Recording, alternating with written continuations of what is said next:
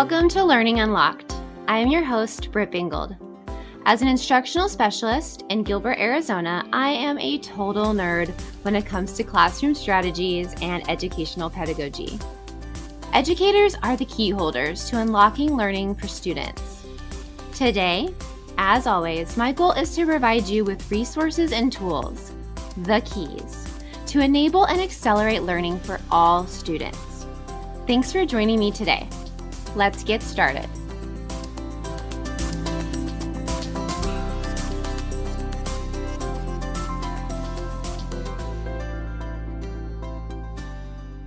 Before we get going on the interview today, I just wanted to do a quick reminder that if you have time to rate us and write us a review on Apple Podcasts, we would appreciate it. The more reviews and ratings we get, the more educators will see our podcast. So if you like what you're hearing and you think others would too, please head over and provide us a review. Thanks.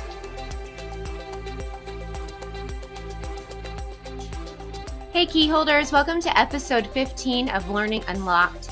Today my guest is also my inspiring colleague, Wendy S. Peterson.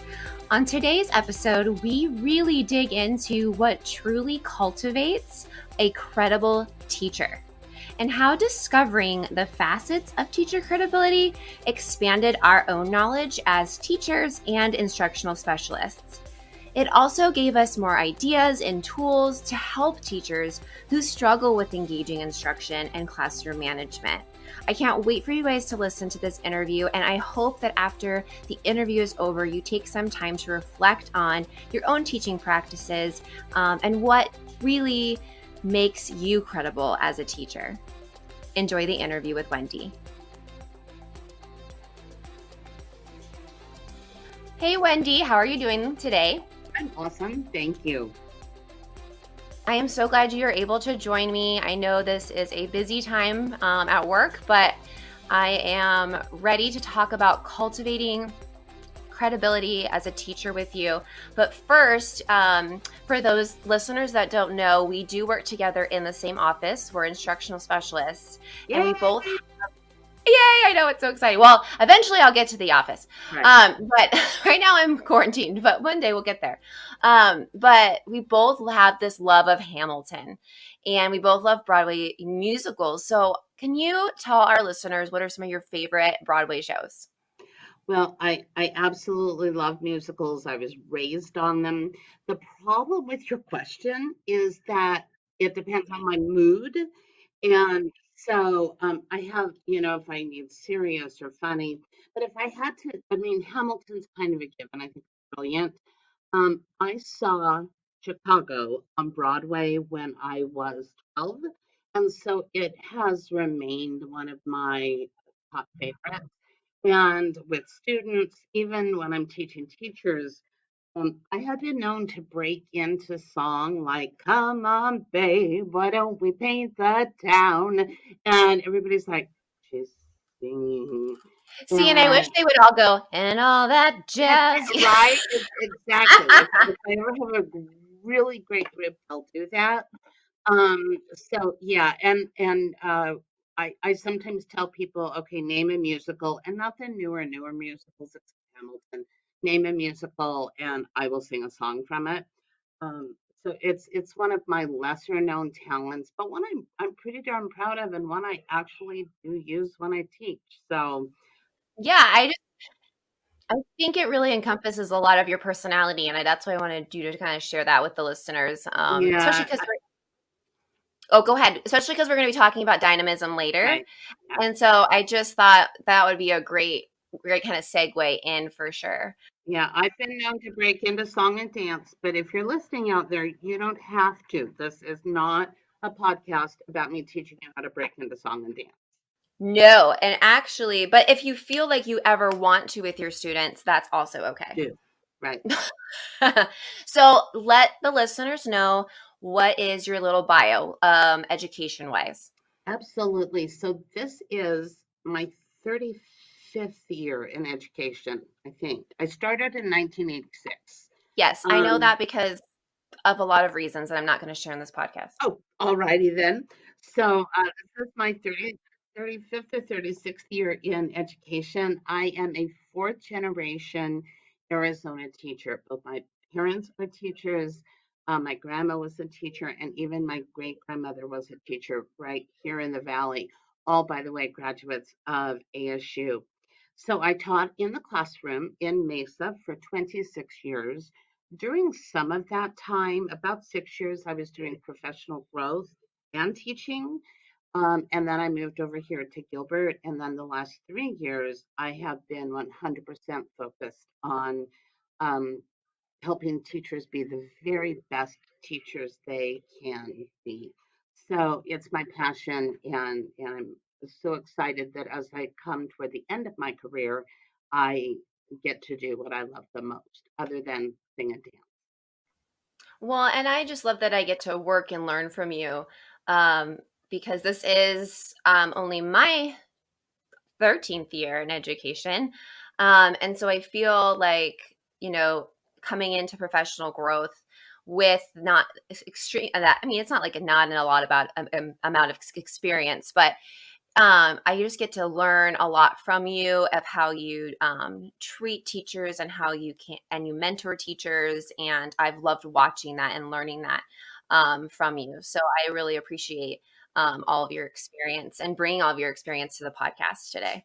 Well, thank you so much. And what I know for sure is that we have to continue to pass good teaching down generation to generation. And so here I do feel like I get to pass it on to you and to Julia and to teachers throughout the district as my time officially in education begins to wind down. And I know my mom did the same thing and my grandma did the same thing too. So it is of utmost importance that we continue to assist those who will continue on in this field after we head out. I love that. I love that so much. Okay, so that kind of leads in perfectly to our first question, which is you have visited many classrooms over your 35 years in education. Like you said, you've been an instructional coach, a mentor, a specialist, even when you were teaching. When you notice a teacher is struggling with classroom management, what do you find to be the root of the management issue? Well, first of all, it's a great question. And most often, uh, we are called in for, quote, I'm using air quotes, management problems. Right. What I have, right, what I have found is that it isn't so much management as it is instruction. Now, before I go on and talk more about that, it could be management. You obviously have to set up rules and procedures. You need to teach them to the students. The students need to learn them like they would learn anything else in your classroom. They need to practice them. They need to be held accountable for them. All of that is absolutely true. But the majority of the time, if I go into a classroom where there are issues, the teacher has at least some semblance of that as part of the classroom routine. So as I sit to watch to diagnose, what becomes abundantly clear is that the instruction is not as strong as it could be. And the sad thing is that students are misbehaving or acting out because they're bored. Now, I hate the word bored. Growing up, I was not allowed to use it, and my parents didn't allow that word in our home. So I don't like the word bored, and I don't think it's a good excuse for misbehavior. But frankly, and this is just terrible, but sometimes I sit in a class and think, I'm bored to tears. If I were 8, I would really be bored. Or if I'm in an English class, I think, I love English. I love this story. Oh, I am dying of boredom. No wonder the kids are acting out. And so then what it really does come to is the instruction and the teachers teaching well and with this credibility that we're going to get into more lately. So we have to remember that our students, and I don't care if they're kindergartners or seniors in high school, they are struggling with impulse control. Those brains haven't totally developed yet. And so when they're not engaged in a lesson or interested in a lesson, that's when they're misbehaving. And if the whole class is bored or not engaged, then that's when it looks like the teacher has a classroom management problem instead of an instruction issue. Yeah, so a lot of it boils down to how engaging is your instruction? And we're not even talking about all that jazz. I mean, part of it is that, right? Right, right. But For me, well, and for me, right, but not for everyone. But correct. part of it is making sure that your instruction is engaging in a way that is, maybe makes them critically think or makes them question or have inquiry or, any of those things are engaging to students. It doesn't mean necessarily you're doing a song and dance up front, but you're not keeping you're keeping them in that sweet spot, right? We talked about yesterday where they're not bored, they're not stressed, but they are definitely intrigued and engaged in what you're doing. They have some curiosity for sure. Okay. So I like that you talked about the word bored. I have that with my kids too. I'm like, no, we can't say bored because we've got so many options and things to do. And so go ahead and try to figure out what you can do if you think you're bored. And I feel like a lot of times for my own personal kids, boredom breeds curiosity and creativity at my house. Um, and we don't allow that of our students. We expect that a lot of teachers expect them to sit, be quiet, and listen. So that doesn't, I mean, they are bored, but they're not necessarily being asked to extend that into something creative. Right. Well, and as we go out into schools, we also talk about the fact that we talk about the fact that what are the kids doing and not doing. So if I go into a classroom and the kids are just sitting for 5 minutes, 10 minutes in the upper grades, sometimes the whole hour, then the teacher needs to figure out what students should be doing. And again, that will help with those management issues. Yeah, for sure. So most teachers, I think, well, hopefully, see themselves as credible, right? They have a We hope. degree in education. They're well versed in their content, their knowledge, their standards, hopefully, and and what skills the kids need to be using or learning for them to be successful in life. But we, however, know that credibility truly lies in the perception that the students have of the teacher. So, why is the student's perception of the teacher's credibility so essential in addition to inspiring instruction, like you were talking about? Well, first of all, it's a hard pill to swallow sometimes, but perception is everything. I can think I'm a lovely, kind, gracious, fun person. I believe whole heart, but if nobody else believes it, it doesn't work. And so, whether we like how students perceive us or not, or whether we think that they're perceiving us correctly, it, none of that matters. The reality is that how they see us is everything. In fact, I can't stress this enough. And I used to talk about it actually with students. That's how strongly I feel about it. So students would say to me, and we usually did this during reading a short story or something, but they would say to me, well, it's not fair that people would perceive me differently if I have piercings or tattoos or funny hair color. And I'm like, you are absolutely right. That is not fair. However, it is reality. So you can still have all those things. I don't care, but you have to be able to take the consequences of that. So, taking this back to teachers, I can believe that I am a good teacher, that I know my stuff, that I care about students. But if I'm not allowing them to see those things, if they don't believe I'm those things, it doesn't matter. And in fact, have worked with teachers who say, well, I care about my students. That's why I'm so hard on them. I care about my students. That's why I have high expectations. And I say, they're not perceiving that as caring. So we have to talk again and again and again about how that perception makes all the difference. And so that if they don't see or believe or feel fill in the blank, it doesn't matter. So, how is it that you do things to help them perceive you as credible? Right. So when we're cultivating this credibility, not only is it going to help with how students perceive us, it's also going to help with our instruction as well, because we're going to figure out kind of our strengths and weaknesses um, as a teacher. I think you and I both know we're stronger in some areas and weaker in others, and we have to kind of support those weaker areas to make sure that we are being the best teacher we can be. But before we get to that, let's just talk about in general, what is teacher credibility? Let's define that for the listeners.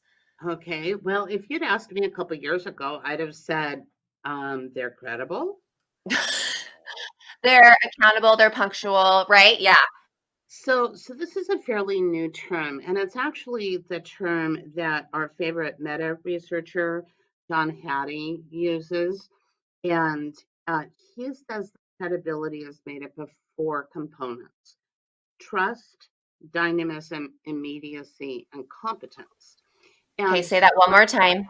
I absolutely, I say it in my sleep sometimes. I It is trust, dynamism, immediacy, and competence. Nice. Yeah. And it made perfect sense to me when I heard how he defined teacher credibility. And in fact, it made it easier for me to understand the things that for many years I couldn't put my finger on about what made some teachers better than others. And then, like you said a couple minutes ago, all of us want to be credible, and most of us have one or two of those areas, those aspects of credibility where we are particularly strong, but to truly get the most out of credibility, we have to be strong in all four. And for some people, that is really asking them to go out of their comfort zone and to stretch in ways where they might not be particularly comfortable. Absolutely. Yeah. So, do you remember the effect size for teacher credibility, by the way? I know it's really high. It's really high. So, the It's in effect, so an effect size, we're talking about Hattie's effect size, correct? So John Hattie's barometer of influence, he's got effect sizes. Anything above a point 0.4 we know is more bang for your buck. It's obviously your high yield strategies. I want to say it's like a one point something. it is. And remember at that point four, that hinge point for Hattie, we are likely to see about a year's worth of academic growth in students. So that point four, right, and that's the minimum that we want. So point four. So you are really close, my friend. Dr. Hattie puts the effect size of teacher credibility as, wait for it, 1.09. So if you're credible and your students perceive you as credible in these four areas, that's affecting their learning. That's correct. And it could, if done consistently and correctly and all of that, give them about 2.5 years worth of possible growth. And Really could bridge the gap for them as far as maybe having a teacher a few years ago that maybe they didn't learn quite as much from, so now they're a little bit behind, because we all know that students come to us on grade level, right? correct, right. Yeah, that always happens. That always happens. They're right where we need them to Right where be. they need to be or ahead. No, we're obviously being sarcastic, but I think that's huge, that they can just being credible and being perceived as credible in those four areas um, is enormous. That impact is huge. Right. Well, And honestly, and this is Wendy, not necessarily research based, but I have pretty good instincts. Are students who don't do well, are students who possibly have had teachers in the past who weren't as good as they needed to be, and so the student fell behind. They are hungry for a credible teacher, hungry. And so beyond, oh, how am I going to teach you about fractions because you didn't understand them last year? Okay, fractions are down the road. Let me convince you that I'm credible. Then we can go to work on fractions or writing an essay or understanding how to form improved hypotheses. Anything like that will come after the credibility is well established. And it's not like you can't get better at these areas. Oh, absolutely. Let's talk about like, okay, first of all, let's say them again, because I know people might be in their car, they might be listening to this while they're cleaning their house, they don't have pen and paper, but let's just say it one more time. Absolutely. Trust, and I'll do a dramatic pause in between. Trust, dynamism, immediacy, and competence. And so for me, I'm really strong in, I think, competence and immediacy. I can have a good amount of dynamism, but it really does kind of depend on my mood. Trust, um, right? Trust was always hard for me because I think they trusted me enough because I had a good amount of the other three. Mhm. But I really did struggle with them being like I wasn't the teacher that was very touchy-feely lovey, which doesn't mean you don't need to have that for trust. But I felt like I that was something that I definitely lacked.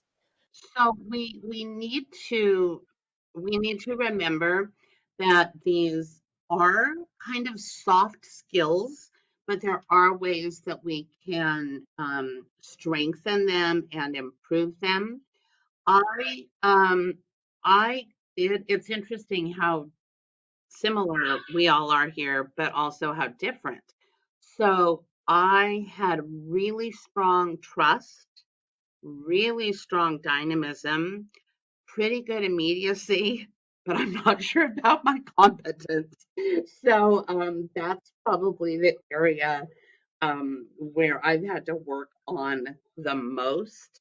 But I like what you said. Trust doesn't have to be about, oh, we're going to greet each other with hugs today and sing. uh, in the same way that dynamism doesn't have to be about breaking into a Broadway musical. Right. So let's discuss those. Let's break it down. Let's break down the four components. And then like what's one strategy that a teacher can use like tomorrow to boost like, their credibility in each area? Well, first, let me remind you that there are things that you can do tomorrow, but like almost everything else, it takes practice. Well, and almost a couple quarters sometimes for me Well, it took. yeah. Well, when we think about building habits and things like that, they don't come overnight. So you have to make some kind of a conscious effort. And I always told teachers to put like notes in their classrooms or little mini posters to themselves that would Yeah. remind them of things they needed to do. The kids most of the time didn't even notice them. And so they just would remind me or they'd remind the teacher what they needed to do. So, Oh my gosh, you just reminded me. I'm going to interrupt you. okay. When my first 2 years of teaching, I had a little post-it note and it didn't say anything on it, but it was at the back of the classroom and no one ever noticed it was there. But I had it there to remind me to not look at the post-it note, but to look at the kids. Ah, Because I was nervous because, I was 22 and I was teaching high school kids and right. I would have a hard time making eye contact with them as I was teaching at first. And I would always want to drift and talk to the back of the wall Yep. because it seemed a lot easier. So every time I drifted to the back of that wall and I saw that post-it note, it was like that mental reminder, like, no, no, bring it back down, make eye contact with your kids until it became a habit. Right. And something as simple as that makes a difference. So you don't have to go, I'm going to start tomorrow being a credible teacher. Pick one area and figure out something specific to do and work on that. Some things then will naturally fall into place. So you asked me to break it down, which made me do a little dance here. Um, I am going to break it down first by talking about trust and immediacy, because those are parts of credibility that I consider relationship focused. Right. And we need to build those Well, obviously first. and almost all of us know that that's important. Almost all of us acknowledge that that's important. Uh, but we don't like, okay, how do I build a relationship? And so you have a lot of kids, and is it about, I'm going to talk to you about your football game last night? It could be, but there's more. So let's start with trust. Um, in the context of a classroom, this is not much different than in the context of your life, how important trust is. So if you have a spouse or a significant other, think about that person and what would happen, or if that person has actually betrayed your trust in some way. How hard is that to earn back? If a friend has betrayed you, how long does it take for you to be able to trust them again? And so we need to remember that in the classroom. When we do things, even little things to betray students' trust, um, they won't work as hard for us. They won't be willing to take chances in the classroom. And so we have to establish that we are trustworthy. We also have to remember that we might be one of the only trustworthy people in their lives, and that they may have faced betrayal that makes them hesitant to trust us. In my classroom, I always use the word benevolent. In fact, I told students I was a benevolent dictator, and benevolent was, in fact, our first vocabulary word of the year. And if you talk to any of my former students and think how old they are now, especially from those first couple of years teaching, they would say, oh, yeah, she talked about benevolent. So I equate benevolence with trust, because benevolent includes synonyms like compassionate, kind-hearted, humane, generous. I mean, those are big words. Those are lofty words. But the students must know the core element of benevolence is that I always have your best interests at heart. I will never do anything to put you in danger emotionally or physically. I am a trustworthy person. And so, really, just like in our regular relationships, the easiest way to build this is to never break your promises. Don't say things that you can't follow through on. I see teachers all the time say to kids, oh, we'll have a pizza party on Friday if you do this today. And then it doesn't come through. And the kids are like, why should I believe you? If you say to students, if I hear one more person shout out, we're going to have to stop the lesson. And then five more people shout out and you're still droning on, they don't trust you. Your, your word has to be absolutely gold. Now, none of us is perfect. We all mess up. When you mess up, what have you got to do? You got to own it. So, how many times have I said to a group of kids or an individual student, actually, I messed up. I remember I got after a kid one day and he really didn't deserve it. As soon as I realized that, I pulled him aside privately and I apologized. I said, I am so sorry that I called you out before I really understood the situation. That was not right of me, and I hope that you can forgive me. And I will not do that again. Are we going to be able to go on? He was stunned. He was stunned that a teacher was apologizing to him.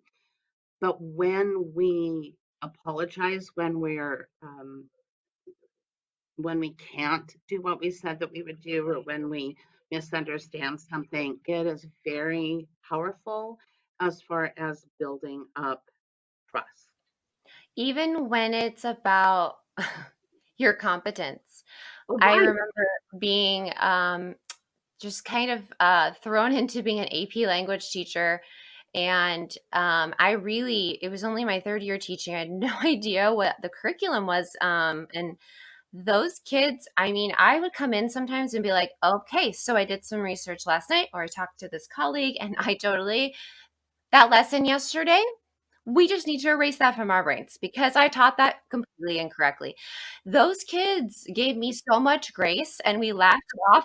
And I said, I'm sorry I wasted that time of ours. But honestly, I thought I was doing it correctly. But now that I've seen other ways of doing it, I think this way is better and we need to go with this route. And it built they trusted me because they knew that I had their best interest at heart, and I wasn't afraid to tell them when I messed up. right. And that it's funny because it seems like a dichotomy. Like I ought to be competent. I have to think I know everything about everything. But Right. no, they need to know that you're competent. They also need to know that you're human. So, a brief story. I was working, this was several years ago, working with a teacher here in Gilbert, a sixth grade teacher, and she decided that she wanted to do a lesson like I had done, that I had shown her.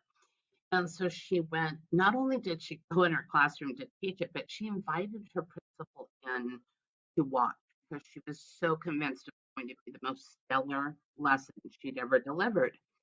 Well, it was not only not stellar, it was bad. And there she was. And her principal, luckily, had built credibility because he was like, I'm just proud that you took a risk. Uh, this is not a problem. I see what you were trying to do. Nope, it didn't work, but I get it. And this teacher said to her sixth graders, that lesson just didn't work the way I'd planned for it to work. You didn't learn what I needed you to learn. So I'm going to go home this weekend and redo it. She went back in on Monday. She retooled the lesson, very honest with the kids about it, and very honest when it was over. Was that better? What made that lesson better? Do you understand this concept now? And that had to build up so much credibility for her, Oh, trust yeah. because of that. And I want to bring up one more thing before we leave trust, if I could. And some teachers might not like this. So if you're like not sitting down, now might be a good time to sit down, or hold on to the arms of your chair or something like that. Um, we need to be careful about not always looking for negative behavior. Yeah. And I, again, in my 35 years, I've been in classrooms where it feels like all the teacher is doing is redirecting kids' behavior. On the other hand, and this is where teachers might not like me very much, so you can edit this out if you want, Miss Bingold. Um, I see teachers say that they become praise junkies because they don't want to go to the negative. So I'll be in a classroom and it sounds like this. I like how you sat down, Johnny. Susie, thank you for being quiet. Jimmy, I like how you entered the classroom. Sally, good job. I'm like, what? What? They have just done the most basic of what we want them to do. And it's how wonderful they're doing. Theoretically, it's also to tell Billy, who's talking, don't you want to be like whatever kid I said was quiet, Susie? Don't you want to be like Susie? And it doesn't work. Stop. It doesn't. Mm-mm. Stop.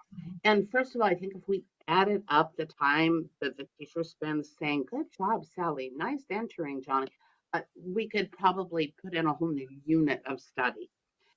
Well, we could teach them a lot about social emotional learning and how to be honest and sincere and all those things that would help them do those things naturally all on their own anyway. Right, and you know what occurred to me?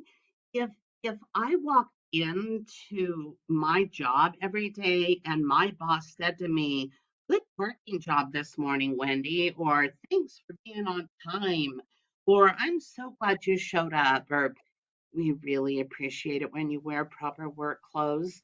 I mean, I would be like, "Why is she telling me this?" Especially when I'm quiet every day, not quiet every day. I park correctly every day. I wear appropriate clothing every day. I am always on time. Why is she telling me this stuff? Hmm. Well, and it's research proven that praise that's not directly connected to their work Hmm. does seem, can seem very empty if it's overused. So, and that's hard. It's hard because we've been kind of taught to sandwich stuff, like praise, negative praise. But No, no, no. I don't think we need to do that anymore. I don't think that builds the trust, and I think it makes you seem insincere. Right. Well, we need to focus on true and honest feedback. And and and the other thing is if Johnny is out of control, don't tell Susie how good she's being. Tell Johnny he's out of control. That will build trust not only with Johnny, but with all the other kids. So it's a balance, like almost everything in life, it's a balance. Um, with this honesty and the sincerity, but kids kids can hear how silly it sounds when we're doing that praise that we hear so often. Focus on feedback. Expect what you have set out for them to do. Don't keep praising it over and over, especially for the most basic things. That will establish your credibility with the I trust. love that. So immediacy is our next one, right? And I love this. I love the word immediacy but there's so much wrapped up in it. Oh, there is so much wrapped up in it, and I hope to address a couple different aspects of it. Um, so I love the word too, and it should make you think of the word immediate. It means that you are available and accessible for kids. Now, I think most teachers would probably say, "Well, of course I am. What am I supposed to do? Give them my home phone number for a night?" That's not what it's talking about. It's talking about not only are you physically available for them, but you are mentally and emotionally available for them. One of the things that I learned and then began changing many years ago, kids would come up to me to ask a question, and maybe I was at the back of the room sorting some papers, or maybe I was on my computer taking roll or whatever, and I would keep doing what I was doing while they were asking me a question. I was not available to them. I needed to stop what I was doing, turn to them, make eye contact, and be immediate for them. Now, this doesn't mean that I didn't say to students, right now, I need to take roll, email a parent, whatever. I will, But you address the fact that, hey, like right now I right, can't. I will be with you within 2 minutes. That's fine. Right. But it's when they're not important enough for you to stop what you're doing. Frankly, I use this with colleagues and I learned it from my mom. Everybody deserves your full attention, even when it's not convenient for you. And that is so much a part of immediacy to truly be there. Mindfulness, of course, is all the rage right now. This could also be related to mindlessness, not mindfulness, mindfulness. It also, so you mentioned just a minute ago about how immediacy means multiple things, and it also means truly getting to know students. Now, secondary teachers struggle with this more than elementary because of sheer numbers. So I always say, I have 150 students, or I have 170 students. And I always say, uh huh. I know, like, you just want to stop and be like, "Yep, that's a true statement." Yep, that's correct. And I had that many students. Yes, you have to get to know each one. Of course, the reality is you will know some more than others, but you can't just toss up your arms and say, well, I know half of them really well, the other half not so much. You got to keep chipping away at that other half. Um, every single student at every single, Especially online right now. I mean, oh, yes. oh, it's so Yeah. important. And I used to do this with surveys way before Google Forms, where I could get to know some of their likes and dislikes. And then I made specific goals to talk to those students. Like, I don't feel like I know Susie very well. So I'm going to look at Susie's information sheet and have a goal today or tomorrow to say, hey, Susie, I noticed that you like musical theater too, and chat. Um, I also think that it gives such a negative message to students when they see that we're not making any kind of effort to get to know them. And yes, it takes time. And yes, with so much being online, that's very difficult. But this is too important to say, well, I have too many students, or well, I can't do it if we're online, or, well, we're in the midst of a pandemic. Use that for everything. This is just far, far, far too important. And I think that's something that the kids need more than anything right now.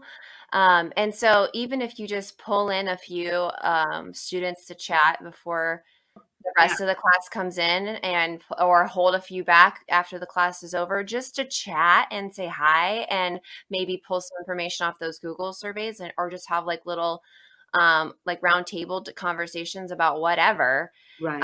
I think that would mean a lot to students. I loved that some of our teachers do lunches together, where they're all on Zoom and they're all eating lunch together and the kids are just allowed to just unmute and talk to their classmates. Like, and it's insane, but let them be insane for 15-minute lunch or whatever, and then you can say, okay, now I'm going to mute everybody and make sure everybody eats. But they need that connection, even though it is via a screen, to each other and to you.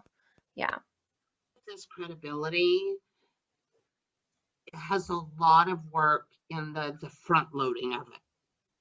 Once you've established it, unless you really mess up, Right. you're usually pretty good. It doesn't take as long to maintain it. Again, think about a significant relationship or a significant friendship. At first you're sending flowers and writing notes and texting all the time. And then after that's been established, it can settle down a bit. It's the classroom. So I want to mention another aspect of immediacy that we talk about all the time, and Britt, you're the queen of. Immediacy means to make students know and understand that what they're doing is important and exciting and relevant and pertinent, all of that. And in fact, we instill a sense of urgency. Now, seriously, when I go in those classrooms where I'm bored to tears, most of the time it's because there is no urgency. So I'm going to exaggerate because I like hyperbole. But I go in and the teacher will say, okay, I need you to write your name at the top of your paper. You have the next 30 minutes to do it. I'm like, no, no, no, no, no, no. Tell them they have 30 seconds. If they need more time than that, you can say, oh, you've been working pretty hard. Let me give you another 15 seconds to finish that up. But there's no urgency in that. Kids immediately know that this is going to take me about 30 seconds. She gave me 30 minutes. That's about 29 and a half minutes I can have to swing from the tiles on the ceiling and bother the kids around me and ask to go to the bathroom. And no, we have a lot to do and we are moving it along. You mentioned earlier, we want kids to have a teeny tiny little bit of anxiety. No vomiting, no hives, no anything, no tears. But that's not what I see in classrooms. I see kids who are like lounging Yes. around because there's no sense of urgency. So again, this is another Right. place where we have to find balance, but we have to let kids know I have so much to teach you and it is so important that we got to move along. You got to pay attention and you got to trust me. So see how those go together, that immediacy and the trust. Absolutely. Yeah, and we talked about, I mean, yeah, urgency is something I'm really um, immediacy is something I'm really passionate about, but urgency also, yeah, we're not there to stress the kids out, but we're also not there to let them just think they can just do whatever they want in the class. And I think timers are a great way to do this. Yes, And I always allow less time that I absolutely. think they'll need, and because you can always add more time. But like you said, if you give them 30 minutes to do a group worksheet, they're going to have that done in like maybe 5 to 10 minutes, and then they're going to be crazy. So, like, you need to just move it along. And I think it does take some practice, and you have to kind of know your kids in your class and what the activity is. And you get better as it as you teach, as the years go by, you kind of know what things are going to take about how long or whatever. But give them that less time. Like, I think if teachers did that more, the students be like, oh, we really, but you have to, again, you've got to, you like, go, this goes with trust. You have to hold to that. Like when that timer goes off, you have to be like, and I'm collecting so I can go over your answers, or whatever it is. Because if they think for a second that you're going to just keep giving them another 30 minutes, that timer is completely, null and void. So let me remind teachers out there, we need to have students working on things that don't necessarily have to get done. They have to have had the practice that they need. You all know what happens if you wait for every kid to get done with something. Oh my word. So, if you've taken any of my classes, I will often say, here's what I need you to do right now, but don't stress if you don't get it done. Right. So, right. Yep. There's totally a balance, right? And each class might be different. Oh, absolutely. You might have one year where your kids are like, they need that pressure. Um, and then the next year you start off and that group is like, whoa, whoa. And you're like, oh, you're gonna do it. Okay, I don't need to put that much pressure on you. And that could be for high school kids. As a secondary teacher, that was hour from hour to me. I mean, I knew exactly first hour was asleep, so I really needed to put the pressure on a little bit more to kind of wake them up. But by the time I got to sixth hour, the pressure needed to be on because I needed to calm them down. But in the middle of the day, they were pretty good. Right. Well, and sometimes it's student to student. If I had very anxious kids, I would individually pull them aside and say, I am in no way meaning to add to your anxiety. Please know whatever you get done, you get done. It'll be okay. And then again, I was building trust with them. Right. Yep. And so it's tricky. Like you said, Yes. you got to allow yourself some grace, like, and work towards that balance. But yeah, I think if you establish that trust and then move into a more urgent classroom, and more immediacy, the kids are going to start to think, oh my gosh, this teacher cares about me as a person, but they also really care that I learn. Right. And so I really got to make sure that I am on task and doing what they're asking me to do, because they're not giving me busy work. They're not giving me things I don't need to have, but they are telling me I need to get them done. Okay. So the next one's dynamism, which I think is fun to say. Well, yeah, it is fun to say, and it's my personal favorite because it's what made teaching enjoyable for me. Um, it to me is what next to trust is what made students want to come to my classroom. So when I think of dynamism, I think of synonyms like passion and enthusiasm and energy. And all of that is true. And when I teach my dynamism class, I put a quote out by Gail Godwin. And she says that good teaching is 1/4 preparation and 3/4 pure theater. So the actress in me is like, it is all about theater. It is all about theater. Um, I put out far more energy when I teach than I actually am feeling naturally. Yeah, me too. Um, I used to say things to students like, we're going to learn about active versus passive voice today. This could change your life. You see, I don't really feel that way. That active voice versus passive voice is like the be all and end all. But the students at that moment thought so. Sometimes they would say, I thought you told us that reading the Odyssey was going to be the. I know. I just get so excited. And pretty soon, my excitement bled to them, and they were excited. Kids who never thought they would like writing or Romeo and Juliet or, um, learning about active versus passive voice were like, oh, yeah, this is so cool. I'm like, okay, I got him. Uh-huh. Oh yeah, tell me about it. When the AP kids were excited to find rhetorical devices and know what they meant and why an author used them, they were like Right. totally geeking out, and I'm like, my job here is Oh done. my God. It was fun. Exactly. I we probably don't have time for this little story, but one night after an open house, I went out to like a happy hour with my colleagues, and one of my former students was there all by himself, sitting at the bar. Not one of my better students, by the way. When he saw me, he came immediately over and wanted to talk to me. And he particularly wanted to talk about Pip in Great Expectations.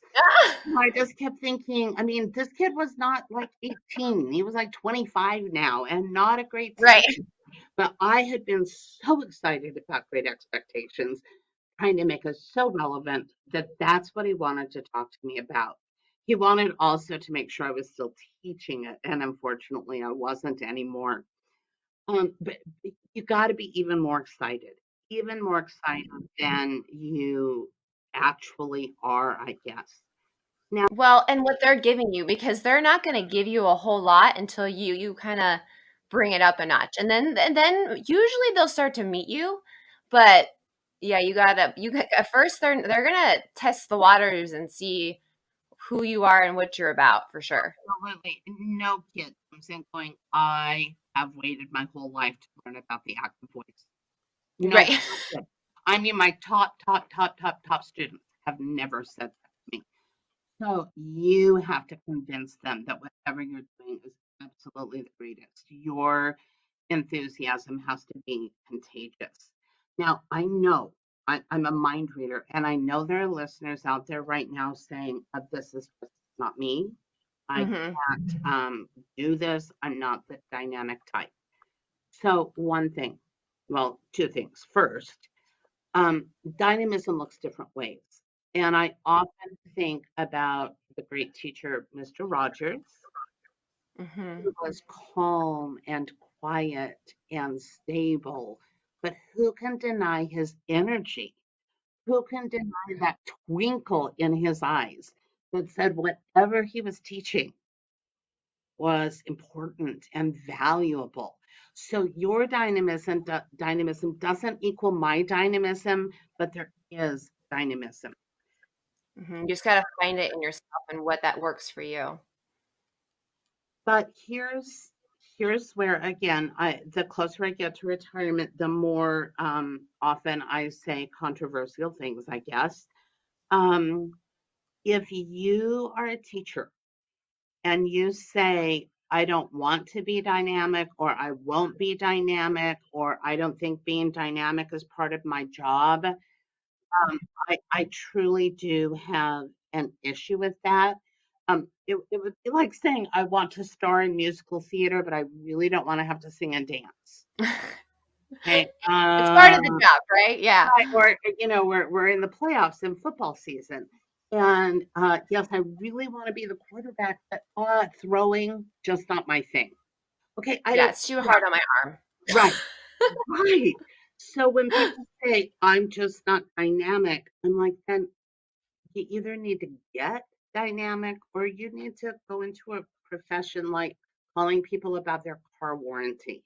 I don't, dynamism is in fact part of the job. So teachers will say, well, how do I do this? Right? How do I do this? Because I don't always feel dynamic and energetic. No, there's days where we walk into the classroom and we've had a lot of stuff going on, and we're like, okay, I gotta flip this switch. Right, I'm tired or I'm sad or I'm Yeah. worried. So I almost always listen to music. Whatever songs are going to pump me up that day. And I listen and I dance and I move, not in front of anybody, but it helps me. If you've taken my classes, I often do that before I come in to teach you. We know that our brain affects our body, but our body affects our brain. So if you stand up straight, put those shoulders back, head up, sparkle in the eyes, even if you don't feel it, and you put that bounce in your step, that body will actually begin to affect your brain. If you put your body in that position, your brain actually becomes convinced that you are happy and energetic, and it's miraculous. So yeah, you're not dynamic. Okay, stand up, shoulders back, head up, put that sparkle in the eyes. You know how many teachers don't even smile in front of their kids? Smile. Write a note to yourself that says smile. Or put a Post-it note in the back of the room, and that one that will remind you to smile. Exactly. All of those things will increase your dynamism. And if you're not naturally dynamic, there are those specific ways to work on it. It will make a huge difference with your students.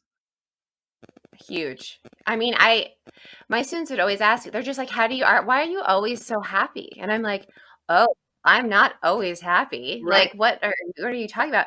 They're like, well, you're always happy when you're around us. And I'm like, well, I love my job, but like, I'm human. Like, I have moments of, not like where I'm like, woo, let's just, but yes, in front of them, Oh, yeah. for whatever, because I put on that persona for whatever that day was, that teaching persona, they were like, you always were happy to see me. And that made all the difference. And I was like, great, I'm so glad.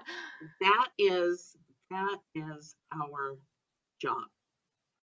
That is our job, to be happy to see them, to be excited about whatever it is that we're teaching. Um, that is one way that we do this job successfully. Well, and it's hard as a teacher when things are just going awry with your profession to feel like that. Like, hey, you're going to teach in a pandemic. Hey, we're going to do hybrid. Hey, we're going to do virtual. Hey, like, and as a teacher, you're feeling pulled in so many different directions. And am I respected? Am I valued? And that has nothing to do with your kids. Right.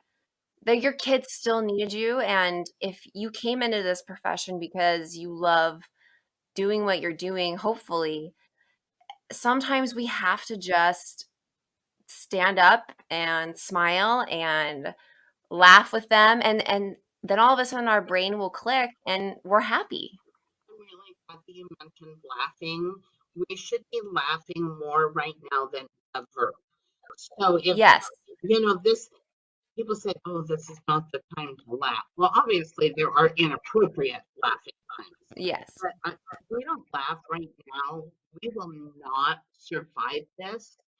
And we have to laugh. There's a great quote, but I don't remember it, about laughing with your students. I use it, I think, in my dynamism class. Um, it it is part of our job. And like you said, yes, I'm so tired of this word, unprecedented times. Uh, Right. However, our job is still to teach kids. And part of teaching kids is to smile and be happy and be enthusiastic and to And read. my favorite thing was when they would be working on something and I would be chatting with a kid, and something would happen and I would just, it was like we would just start laughing, and it was like that embarrassing Like, you can't like, you get the giggles and you just can't stop laughter, and, those were some of my favorite moments of teaching because it just was joy. It was pure joy in the middle of learning, and I think kids love to see that. Well, I some of you probably don't even know what an overhead projector screen is. But for most of my career, I had one. Sometimes I would get so tickled about something and start laughing so hard that I would hide behind my projector screen. Oh my gosh, Um, I would do the same thing because you're like, okay, I have to keep it together. I'm supposed to be uh, professional right now. but the kids would know that I was back there dying, and they loved it. They Oh yeah, loved it. They loved that I could get so tickled about something that happened. It wasn't like somebody told a joke. It's just those fun and funny things that yeah. Those things that just happen in class that you're like, that was completely not what I anticipated right, right, at all yeah, when I woke up this morning. right. Because that's the best part about teaching is every day you really, really don't know what's going to Oh yeah. happen. Oh yeah. That that's that little risk taker in all of us. Yeah, So for sure, for sure. there is one more area, competence. Yep. So we did trust, immediacy, dynamism, and now competence. Mm-hmm. Competence in so many ways is everything combined. You might remember, I haven't seen them lately, but they're AT&T commercials that end with just okay is not okay. Right. Now, yeah, I'm going to whisper, in a pandemic, sometimes just okay is just fine. Whatever you need to do to survive. But mostly just okay is not okay when it comes to being a teacher. Like, Wendy and Brit, this whole teacher credibility, dynamism, immediacy, it's just not my thing. Then you're in the wrong profession. Then you are willing to be just okay. And so, it's like if I went in to get my gallbladder out as an emergency, which I did, and the surgeon, whom I did not know, came in and said, "You always get kind of confused between the gallbladder and the appendix, but I'll figure it out when I'm in there." Right.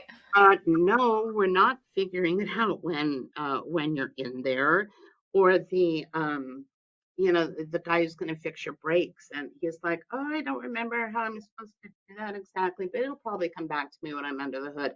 No, no, no, no. It's the same with teaching, and what we do is every bit as important as a mechanic or a surgeon. Um, you must know your content.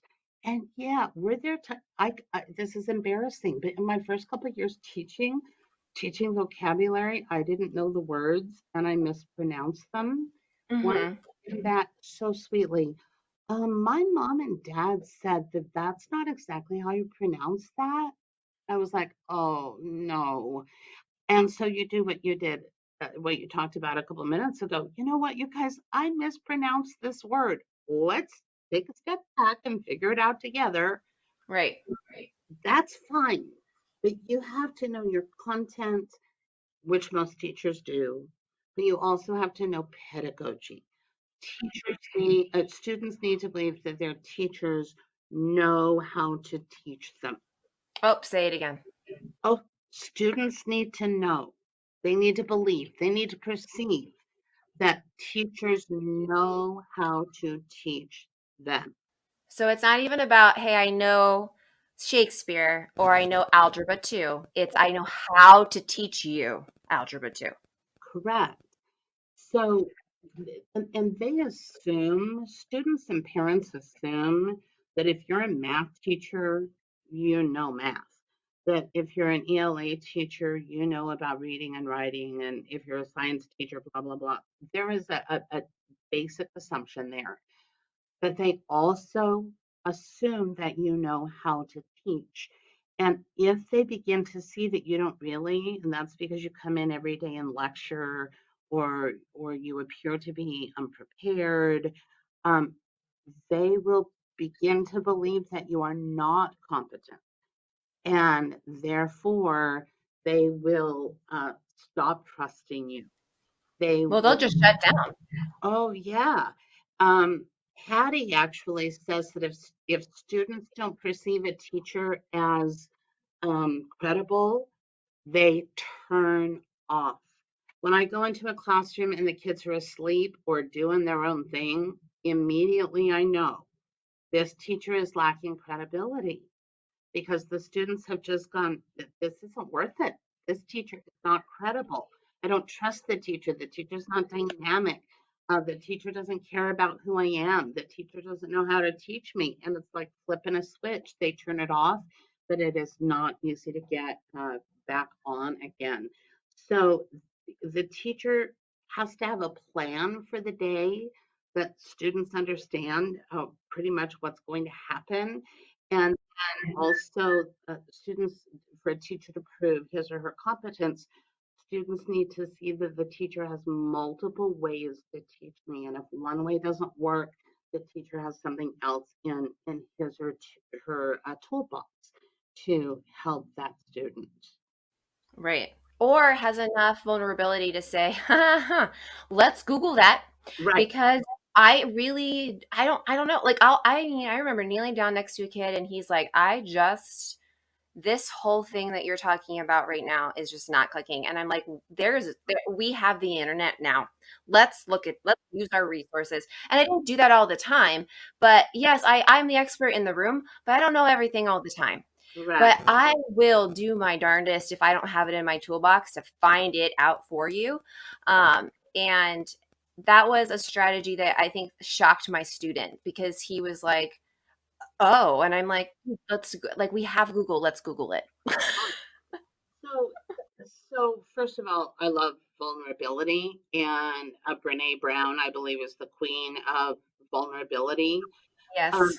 Vulnerability is a way to establish trust with students.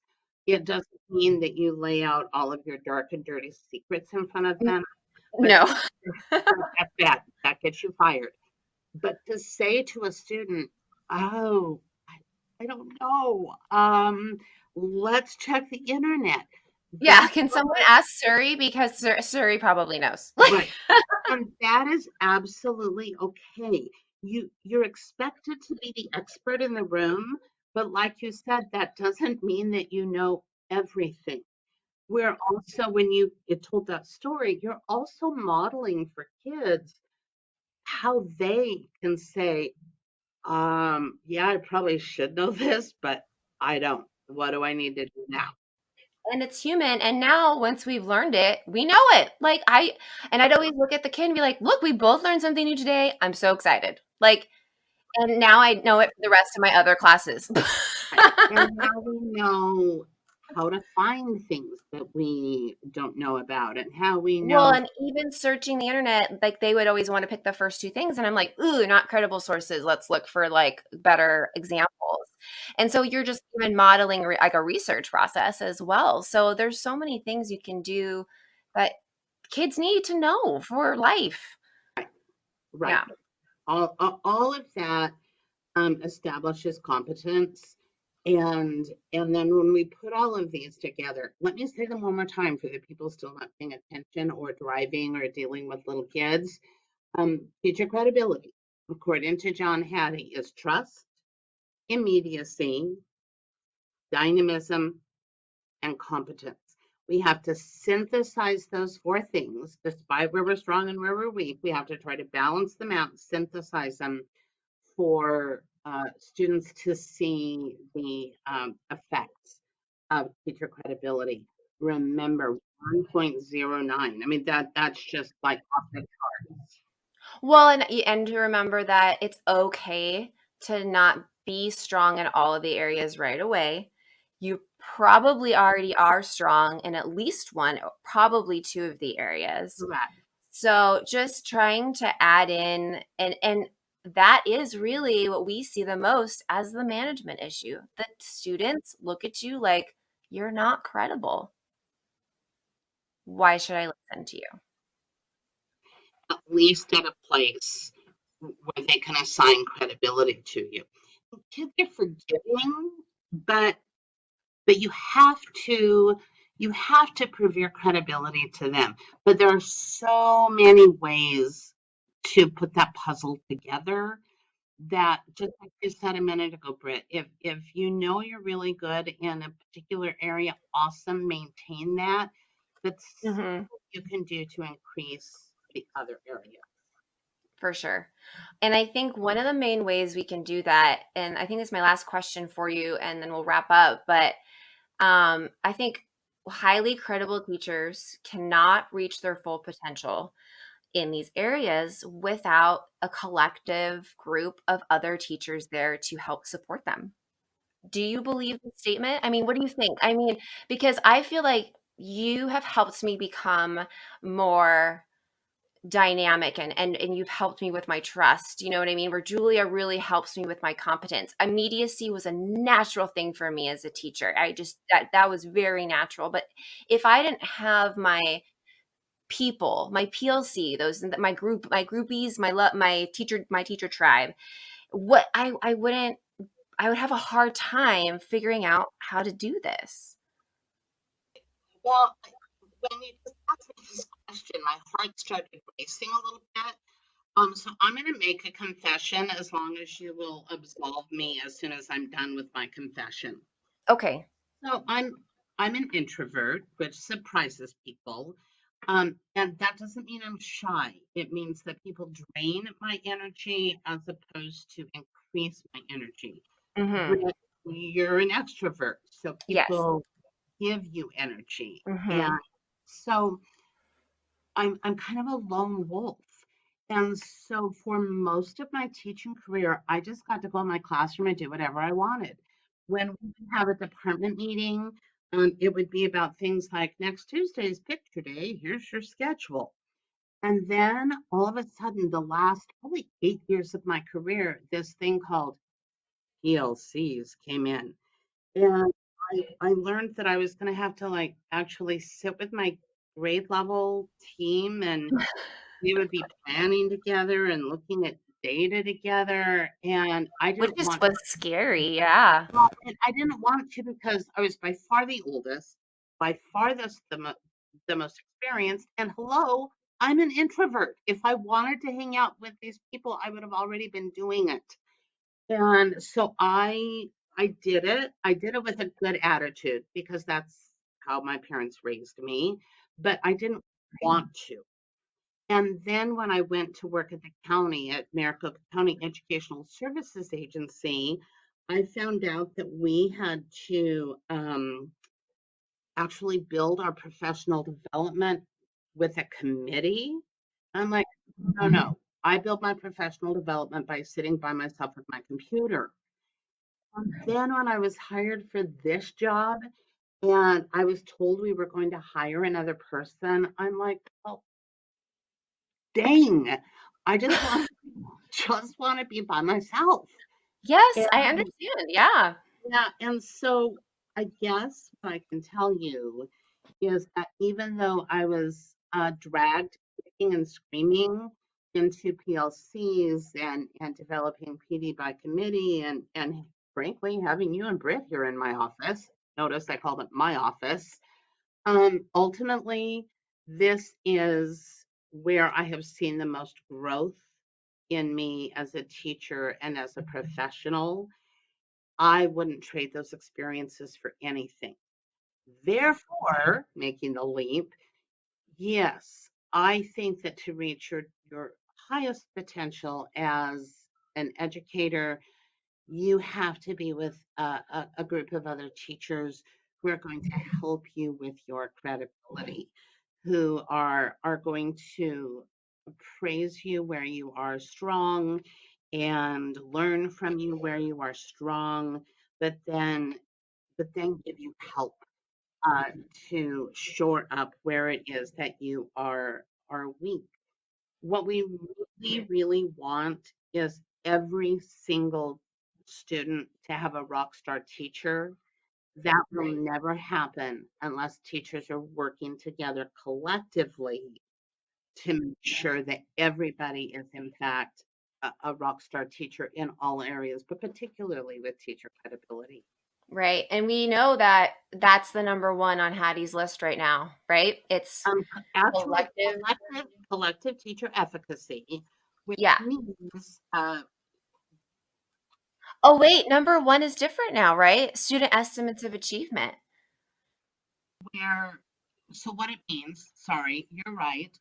What it means is that a group of teachers not only believes that students can learn, but believes that they have the Right. impact to help those students learn.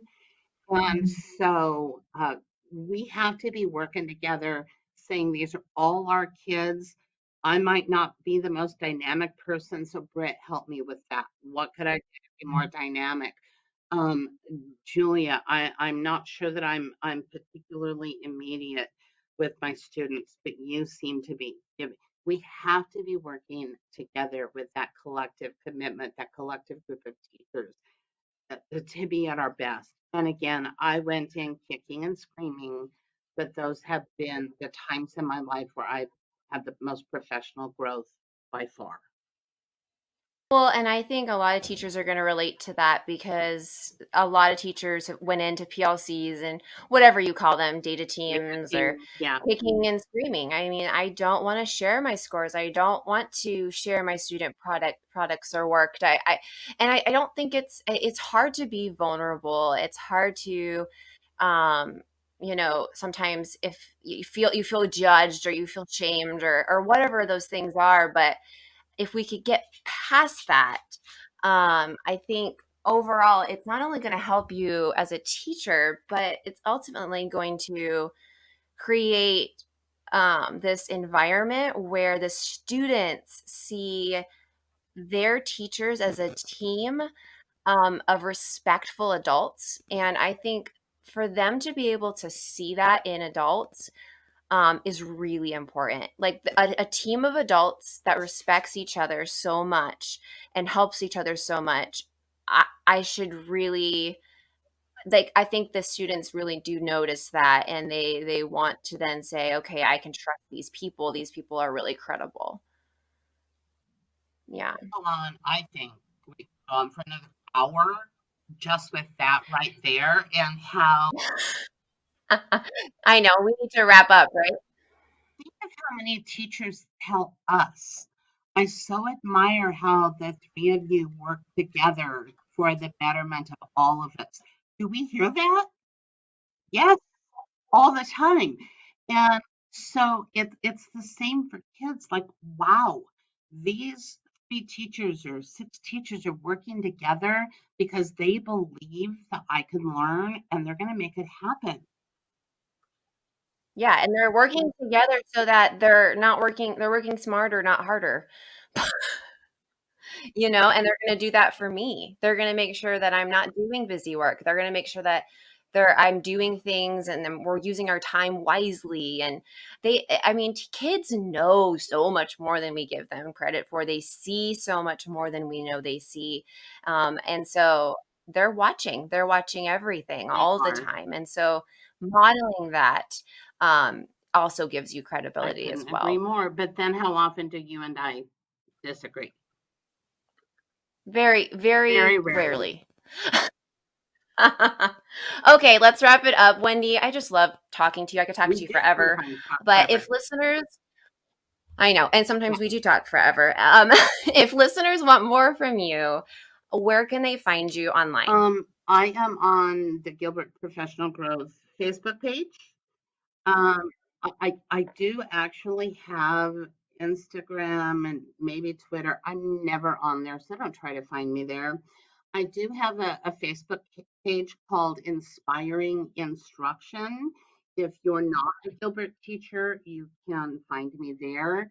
But I'm also easily accessible through email, including my personal email, which is NANA, stands for Nana, WSP stands for Wendy Sue Peterson, at yahoo.com. So I'm absolutely, if anybody is out there listening and you're like, oh, I really would like to talk to Wendy about this, I would love for you to reach out to me. As I mentioned from the get go, I'm passionate about creating, contributing to the very best teachers for our students. So it's always my honor to talk to anybody in education. I love it. Well, thank you so much for coming on today and talking about how we can cultivate credibility with our students. And ultimately, that's going to impact them, like we said, hugely in their learning. And it's sometimes I don't think teachers link credibility to student learning, and they are completely linked and Oh, actually extremely effective. right. So, Absolutely linked. And I'd like to thank you for having me on. I'm always jealous when you have other people on your podcast. So just know that I will be on anytime, and anybody who'd like to reach out, I'm ready uh, to visit about this very important topic. yeah, and it is an important topic, and I think a lot of teachers, I mean, I didn't know about it until I learned about it through our department and our research. So that's why I wanted to have you on to talk about it. We instinctively knew, but we didn't have research. Yes, for the terminology. Correct. Perfect. Yep. So, all right. Well, you have a lovely day, and thanks again. I appreciate it. All right. Thank you. Bye.